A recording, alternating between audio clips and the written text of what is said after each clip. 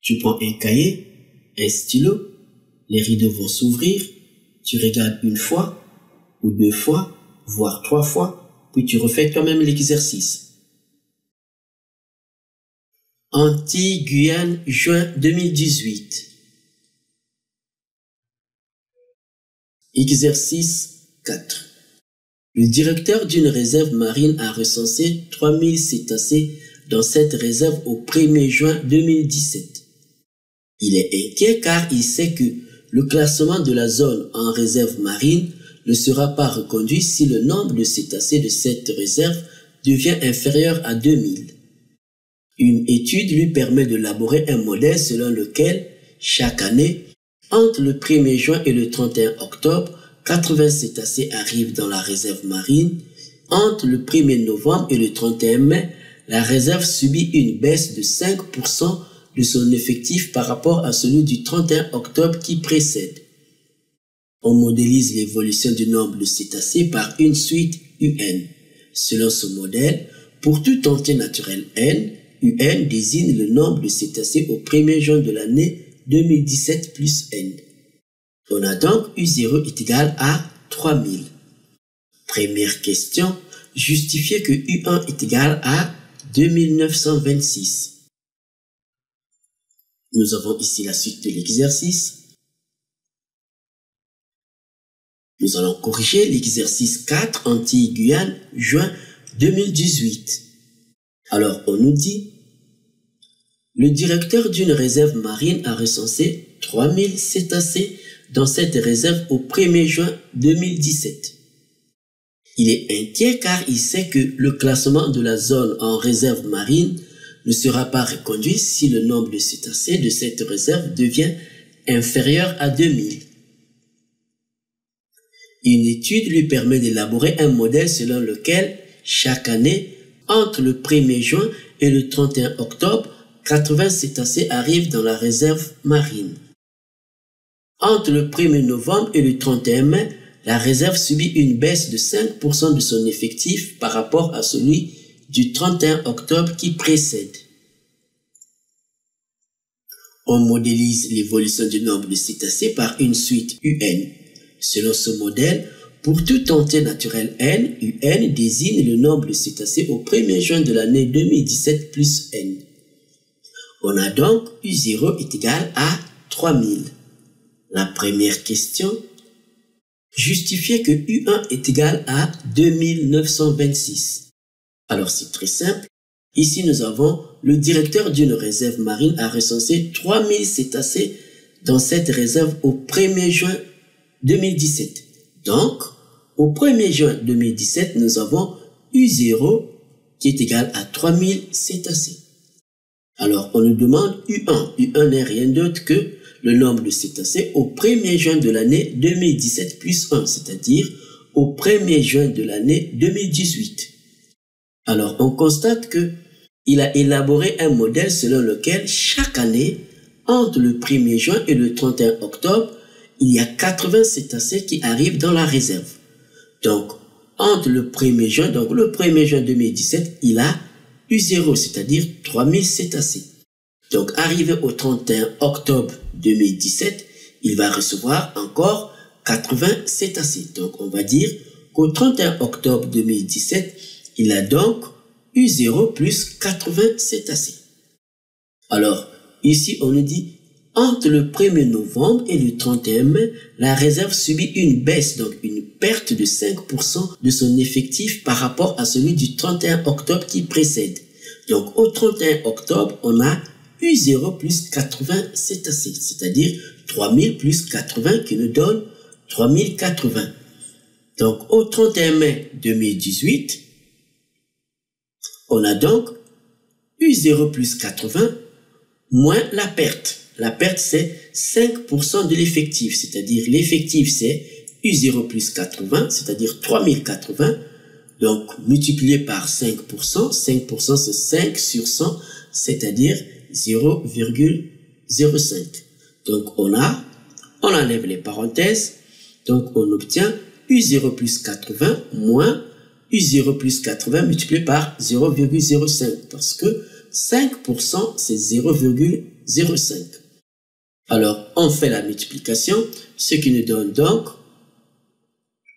U0 plus 80 moins U0 ici multiplié par 0,05, ce qui nous donne moins 0,05 U0, puis moins 80 multiplié par 0,05, ce qui nous donne moins 4.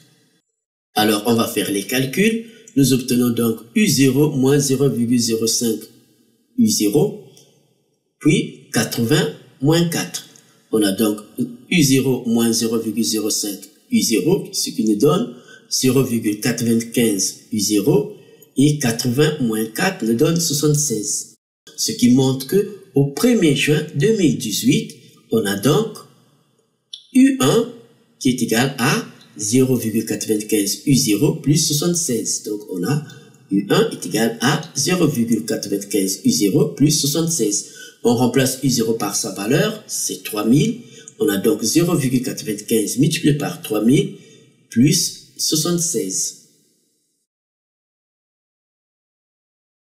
Alors on vient d'écrire qu'au 1er juin 2018, on a U1 qui est égal à 0,95 U0 plus 76. On sait que U0 c'est 3000. On remplace, donc on obtient U1 est égal à 0,95 U0 plus 76, ce qui nous donne 0,95 multiplié par 3000 plus 76. Et on prend la calculatrice, on trouve 2926. Deuxième question. Justifiez que pour tout entier naturel n, un plus 1 est égal à 0,95 un plus 76. Alors c'est évident puisque nous avons déjà trouvé que U1 est égal à 0,95 U0 plus 76. On est parti de U0 pour avoir U1. Si on fait la même chose, on va trouver donc, en partant de U1 pour avoir U2, donc on obtient U2 est égal à 0,95 U1 plus 76. Et ainsi de suite, jusqu'à UN plus 1, on trouvera UN plus 1 est égal à 0,95 UN plus 76. Donc on va écrire que ainsi de suite, on obtient pour tout entier naturel n, UN plus 1 est égal à 0,95 UN plus 76. Troisième question. À l'aide d'un tableur, on a calculé les 8 premiers termes de la suite UN. Le directeur a configuré le format des cellules pour que ne soient affichés que des nombres arrondis à l'unité. Nous avons donc le tableau ici. La question: quelle formule peut-on entrer dans la cellule C2 pour obtenir par recopie vers la droite les termes de la suite UN? Alors c'est très simple. On nous parle de la cellule C2, c'est-à-dire la colonne C et la ligne 2. Nous avons donc la colonne C ici et la ligne 2 ici. Alors l'intersection entre la colonne et la ligne nous donne la cellule. En l'occurrence ici, nous avons la cellule C2. Alors, qu'est-ce qui se trouve dans cette cellule? On voit bien que sur la ligne 2, donc la ligne, nous avons les termes de la suite UN. Donc dans cette ligne, nous avons les termes de la suite UN. Et dans la première ligne, nous avons les indices. Donc on voit bien que ici nous avons U0, ici nous avons U1, ici nous avons U2, U3, U4, U5, U6, U7. Donc on voit qu'au niveau de la cellule C2, nous avons U1. Or, on sait que notre suite est définie par, nous l'avons ici, on a UN plus 1 est égal à 0,95 UN plus 76. Alors, pour avoir U1, il suffit de remplacer N par 0 dans cette relation de récurrence. Donc, en remplaçant N par 0, on obtient U0 plus 1, c'est-à-dire U1, c'est égal à 0,95 U0 plus 76. Donc, on va écrire que U1 est égal à 0,95 U0 plus 76. U1, c'est le contenu de la cellule C2. Alors, la formule à mettre, ce n'est qu'une transcription en utilisant les cellules. Ici, nous avons U1. Donc, on va réécrire cette expression en utilisant le contenu des cellules. Alors, ici, nous avons U1. ici nous avons U0. Alors, on vient de voir que U1 est le contenu de la cellule C2. Donc, on va écrire que U1, c'est le contenu de la cellule C2. Qu'en est-il pour U0? Alors, U0, nous avons les indices ici, la ligne des indices, et ici, nous avons la ligne des termes de la suite UN. Donc, 0, c'est ici. On voit bien que U0 correspond à la colonne B et à la ligne 2. Donc, U0, c'est bien B2. Donc, on va écrire que U0 est le contenu de la cellule B2. Donc, on va maintenant transcrire U1. Donc, il suffit donc d'écrire dans C2, le contenu de la cellule C2 est égal à 0,95 multiplié par le contenu de la cellule B2 plus 76. Donc, en C2, on doit entrer la formule égale 0,95 multiplié par le contenu de la cellule B0 plus 76. Quatrième question, petit a. Démontrer que pour tout entier naturel n, UN est strictement supérieur à 1520. Alors, on reprend la question. Quatrième question, petit a. Démontrer que pour tout entier naturel n, on a UN strictement supérieur à 1520. Alors, on va le faire par récurrence. Et c'est très simple. Démonstration par récurrence. Alors, on se donne une propriété Pn. La propriété n'est rien d'autre que ce qu'on nous demande de démontrer. En l'occurrence ici, pour tout entier naturel n, on a UN strictement supérieur à 1520. Donc, soit donc Pn, la propriété, pour tout entier naturel n, on a UN strictement supérieur à 1520. Alors, la première étape de la démonstration par récurrence, c'est bien l'initialisation. Alors, on va donc vérifier. Ici, on nous dit pour tout entier naturel n. Donc, la première valeur prise par n, c'est bien 0. Donc, on va vérifier si U0 est strictement supérieur à 1520. Ce qui est une évidence puisque U0 est égal à 3000. Donc, on a, pour n est égal à 0, on a U0 par définition, c'est 3000. Il est évident donc que on a bien 3000 est strictement supérieur à 1520. On conclut que notre propriété Pn est donc vraie au rang n est égal à 0. La deuxième étape de la démonstration par récurrence, c'est bien l'hérédité. Alors on vient de voir que la propriété Pn ici est vraie au rang n est égal à 0. Ici, on va maintenant supposer que la propriété Pn, notre propriété Pn est donc vraie au rang n plus grand que 0. C'est-à-dire que jusqu'à un certain rang n plus grand que 0, on a UN est donc strictement supérieur à 1520. Donc ceci est considéré comme vrai.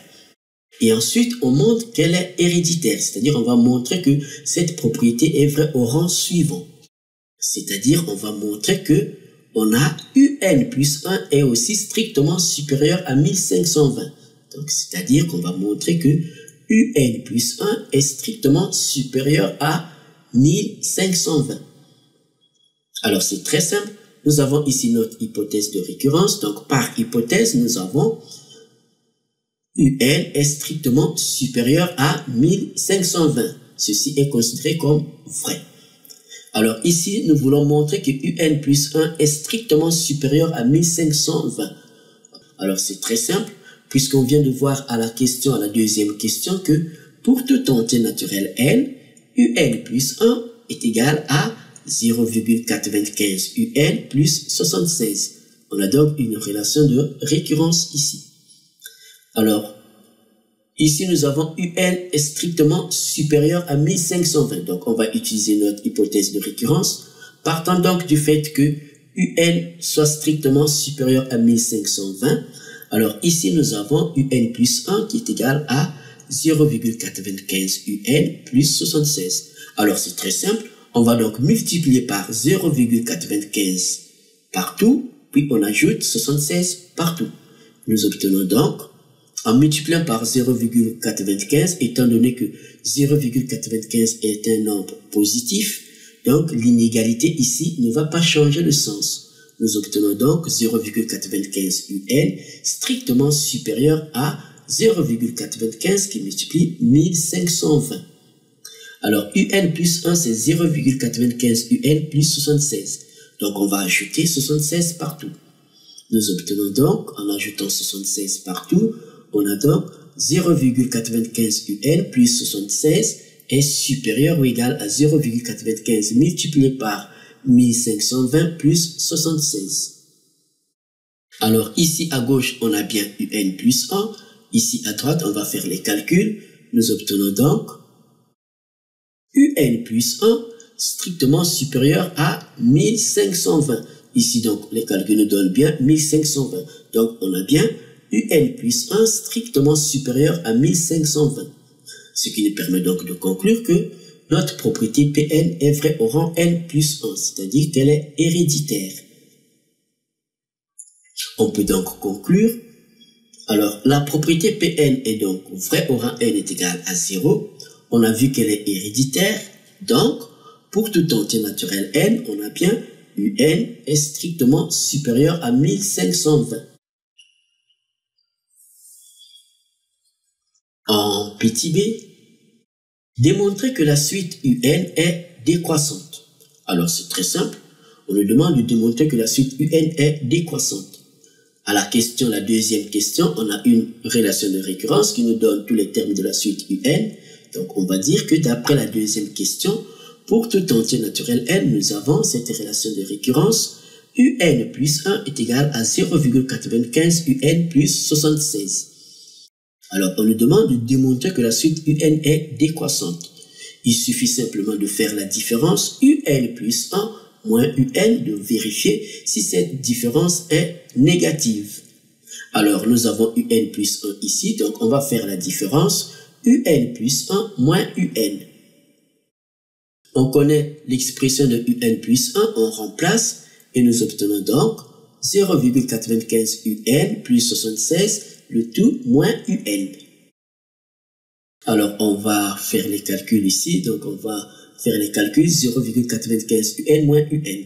Donc, on a 0,95 UN moins UN plus 76. Alors, ici, si on met UN en facteur, on a donc 0,95 moins 1. On voit bien que 1 est plus grand que 0,95. Donc, cette différence nous donne moins 0,05. Donc, on a moins 0,05 UN plus 76. Alors, on doit vérifier que cette différence est négative. Alors, d'après la question précédente, on vient de voir que pour tout entier naturel n, on a UN est strictement supérieur à 1520. Donc, on va exploiter le fait que tous les termes sont supérieurs à 1520. Donc, on va dire UN étant strictement supérieur à 1520. Cependant, la différence UN plus 1 moins UN nous donne moins 0,05 UN plus 76. Donc, on va multiplier partout cette inégalité par moins 0,05. On sait qu'en multipliant par un nombre négatif, l'inégalité va changer de sens. Donc, en multipliant par moins 0,05, nous obtenons donc moins 0,05 UN est donc strictement inférieur à 1520 multiplié par moins 0,05.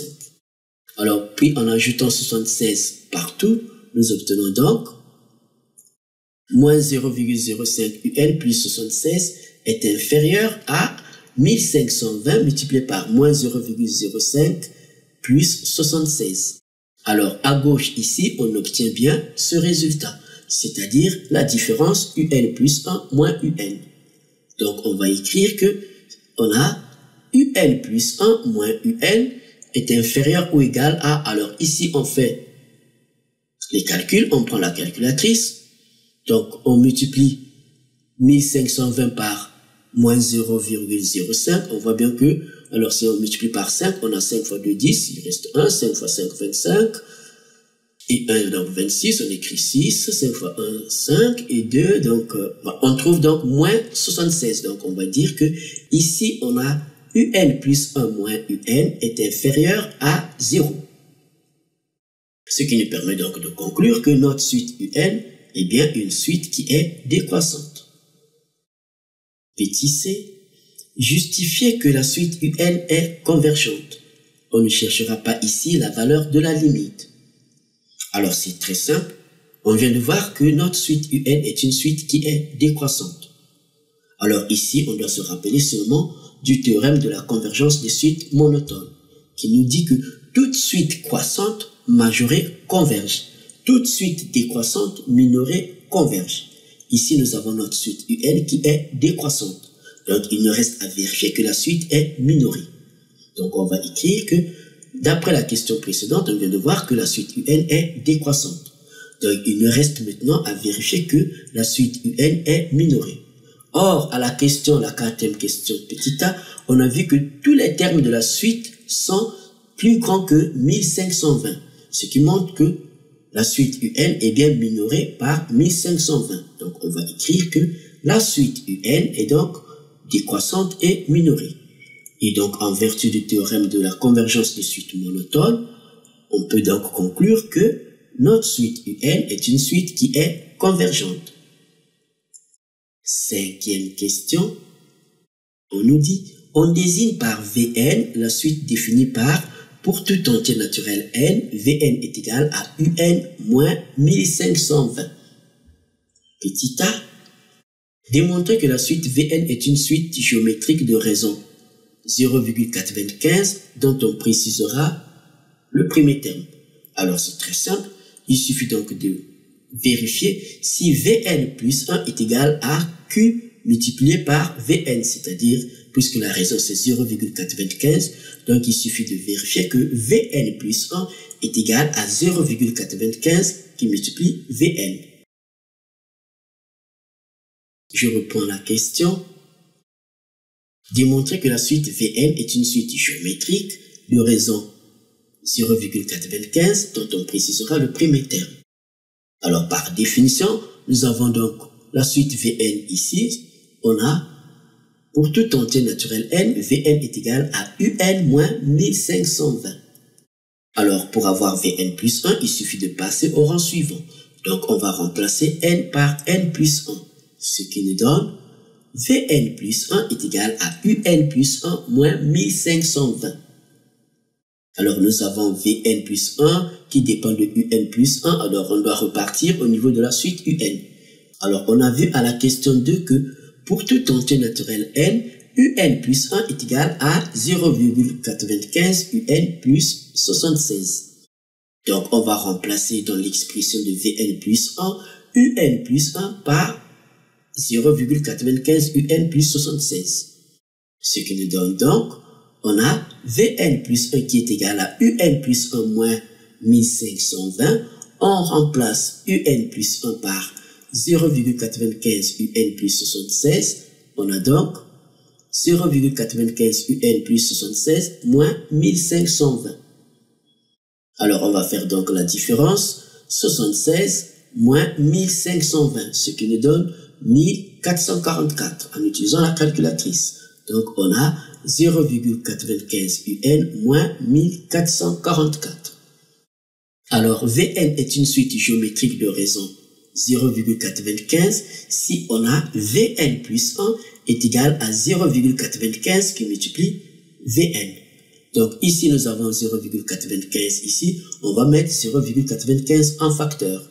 Nous obtenons donc 0,95. Ici, il va rester Un.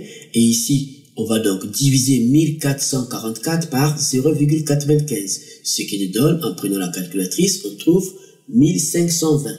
Donc, on a 0,95 facteur de Un moins 1520. On constate que cette différence Un moins 1520 n'est rien d'autre que Vn. Donc, ceci nous donne 0,95 Vn. On conclut que la suite Vn est donc une suite géométrique de raison Q est égal à 0,95 et de premier terme V0 qui est égal à U0 moins 1520, puisque nous avons par définition Vn est égal à Un moins 1520, donc V0, le premier terme, c'est donc U0 moins 1520. Alors, on connaît U0. U0, c'est 3000. Et donc, on va remplacer U0 ici. Nous obtenons donc V0 est égal à 3000 moins 1520. Donc, on a V0 est égal à 3000 moins 1520. On prend la calculatrice et on trouve 1480. Petit b, on déduit que pour tout entier naturel n, on a un est égal à 1480 multiplié par 0,95 à la puissance n plus 1520. Alors c'est très simple. Ici nous avons 0,95 à la puissance n. 0,95 c'est la raison de la suite Vn. Donc on doit utiliser la suite Vn. On sait que la suite Vn est définie à partir de la suite Un. Donc à partir de cette expression on va tirer Un. Donc on va écrire que pour tout entier naturel n, nous avons la suite Vn qui est définie par Vn est égal à Un moins 1520. Alors de cette expression, on va tirer donc Un. On a donc Vn qui est égal à Un moins 1520. On tire Un. On envoie donc moins 1520 à gauche. Nous obtenons donc Vn plus 1520 est égal à Un. Donc on a Un est égal à Vn plus 1520. On sait que la suite Vn, on vient de voir que la suite Vn est une suite géométrique de raison Q qui est égale à 0,95. Donc, le terme général de la suite Vn, c'est Q à la puissance n multiplié par V0. V0, on a calculé, c'est 1480. Donc, le terme général de la suite Vn, c'est bien 0,95 à la puissance n multiplié par 1480 parce que c'est une suite géométrique de raison Q est égal à 0,95 et le premier terme V0 qui est égal à 1480.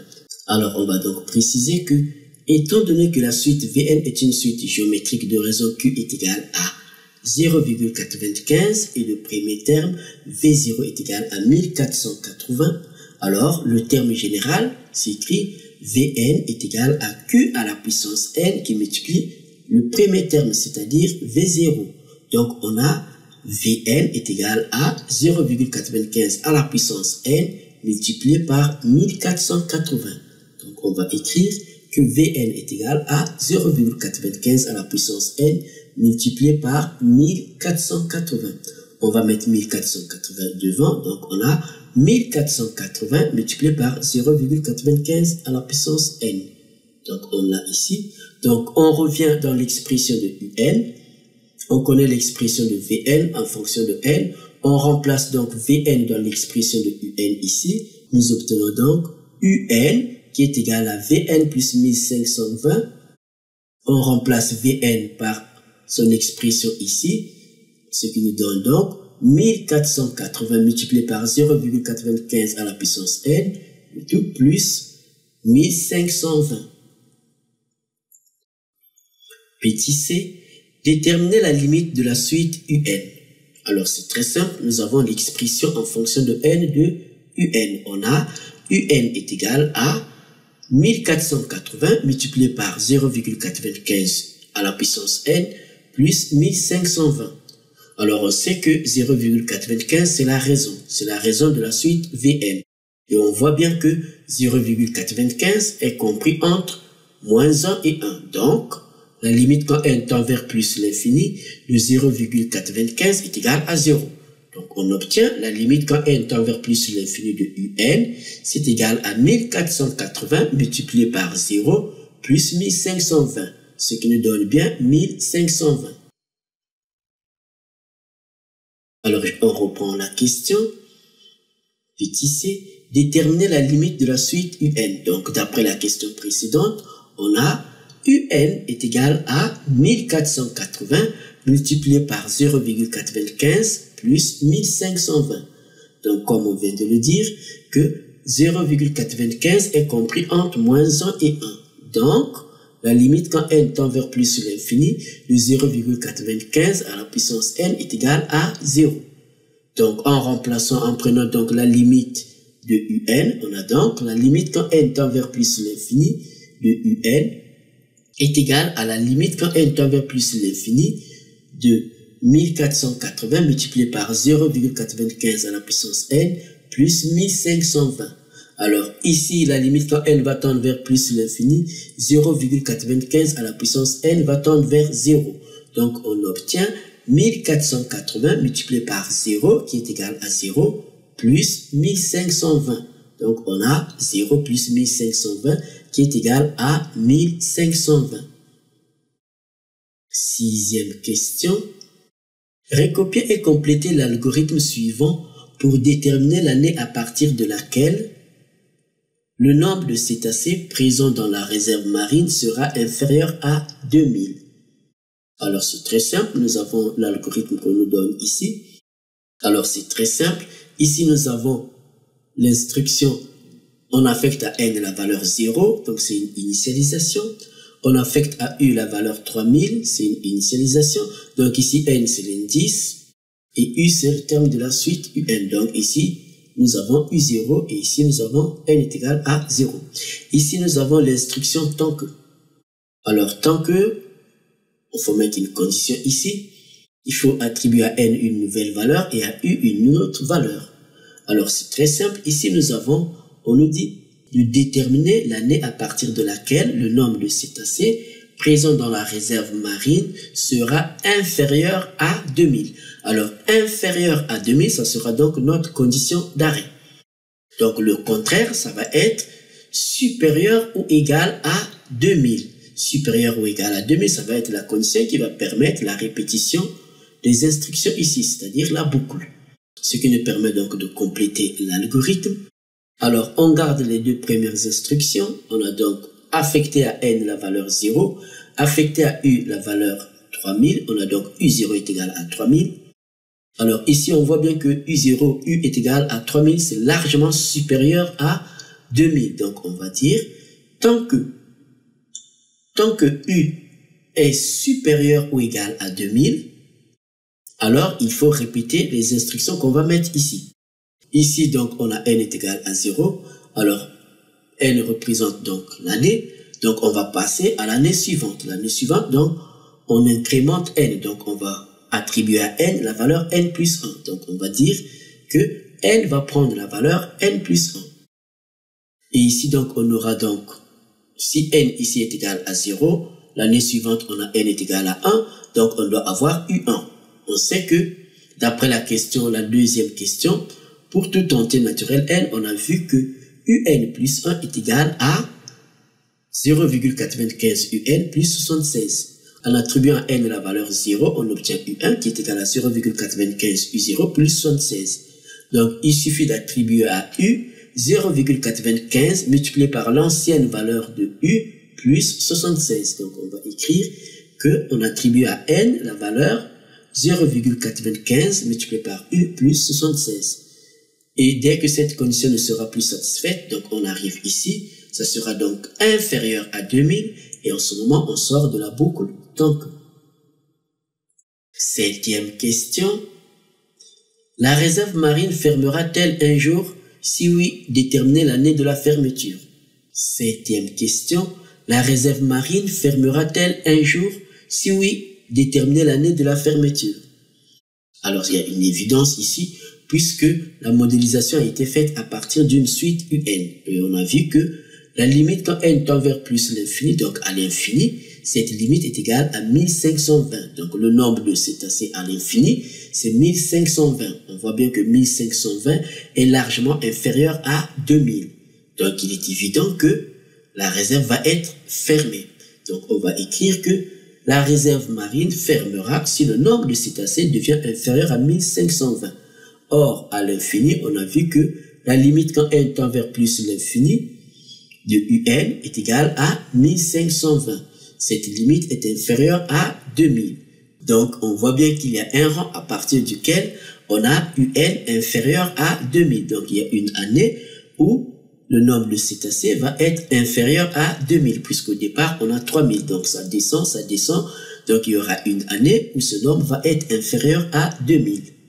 Alors, d'après la question 5 petit b, on a vu l'expression de un en fonction de n. Donc, on peut donc déterminer l'année de la fermeture. Donc, on va écrire que, d'après la question 5b, on a, pour tout entier naturel n, un est égal à 1480 multiplié par 0,95 à la puissance n plus 1520. Donc le nombre de cétacés a été modélisé par la suite un. Donc on peut donc résoudre l'inéquation un inférieur à 2000 pour trouver n. N c'est l'année. Donc on a, partant donc du fait qu'on a un strictement inférieur à 2000, on remplace un par son expression ici, nous obtenons donc 1480 multiplié par 0,95 à la puissance n plus 1520 est inférieur à 2000. Alors ici, on va envoyer 1520 dans l'autre membre. Nous obtenons donc 1480 multiplié par 0,95 à la puissance n est inférieur à 2000 moins 1520. Alors 2000 moins 1520 nous donne 480. Donc on a 1480 multiplié par 0,95 à la puissance n est inférieur à 480. Alors, on reprend ce qu'on vient d'écrire. Nous avons écrit que 1480 multiplié par 0,95 à la puissance n est strictement inférieur à 480. Alors, on va donc diviser le tout par 1480. Nous obtenons donc 0,95 à la puissance n strictement inférieur à 480 sur 1480. Alors, pour avoir l'année n ici, on va donc utiliser la fonction ln. Donc, en prenant l'image par la fonction ln, tout en sachant que la fonction ln est strictement croissante. Donc, l'inégalité ne va pas changer de sens. Nous obtenons donc ln de 0,95 à la puissance n strictement inférieur à ln de 480 sur 1480. Alors, on sait que ln de a sur b, c'est ln de a moins ln de b. Donc, ici à droite, on a donc ln de 480 moins ln de 1480. Et on sait aussi que ln de a à la puissance n, c'est n ln de a. Donc, à gauche ici, ln de 0,95 à la puissance n nous donne n ln de 0,95. Donc, on a n ln de 0,95 strictement inférieur à ln de 480 moins ln de 1480. Alors, on va donc diviser le tout par ln de 0,95. Alors, on sait que ln de 1, c'est 0. La fonction ln étant strictement croissante, donc ln de 2, c'est positif. Ln de 0,5, c'est donc négatif, puisque ln de 1, c'est 0. Donc, ln de 0,95, c'est négatif. Donc, en divisant le tout par ln de 0,95, étant donné que ln de 0,95 c'est un nombre négatif, l'inégalité ici va changer de sens. Donc nous obtenons, en divisant le tout par ln de 0,95, nous obtenons donc n strictement supérieur à ln de 480 moins ln de 1480 sur ln de 0,95. Alors on prend la calculatrice, nous obtenons donc n strictement supérieur à 21,95. Alors, puisque n est un entier, il est évident que le plus petit entier strictement supérieur à 21,95, c'est n qui est égal à 22. Donc, on va dire que n est égal à 22. Merci Quimpermat. N'oublie pas de t'abonner à notre chaîne et de faire un like.